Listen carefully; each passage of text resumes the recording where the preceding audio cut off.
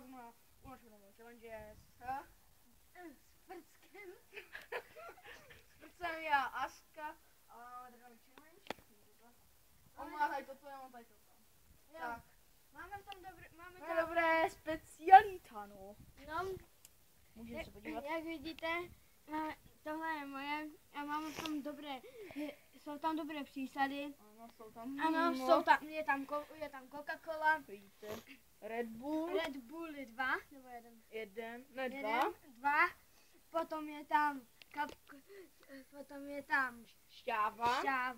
Pak je tam minerálka a pak džus. A potom A ještě cukr ještě. A kolik jsme tam hodili cukru?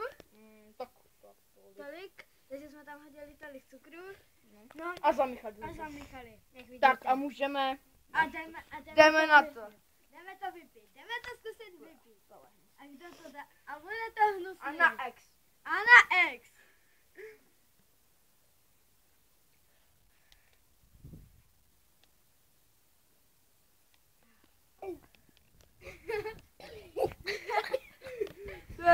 Jak to je Jak vidíte, je to dobrota. Hnus. Tak jsem to viděl. Jsem vyhrál. Je to hnus. A když si to uděláte, tak to zkuste. Tak teď náš kameran. Do toho. Takže tady náš kameraman Robin Ano. to vypije. Tak co, Prcku, jak ti to chutná? Je to dobrý, ale moc sladký, kurva. Dobrý? Jak moc sladký, když jsme ti tam přidali z repu. Nemáte, dobrý, ale. Jak to robím? No tak se oba dva prohráli, já jsem to jediný dal na X. Asi až jo. A jak vidíte, tak mě tady hodili i řepu. Vidíte to také červené.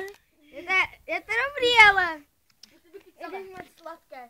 Tak jo lidi, to byl náš challenge s mým Prckem, kámoš, a tady kurečka, nedělej mi tady králíka, ty šmejde. Tak loučíme tak se jo, čusák. ahoj.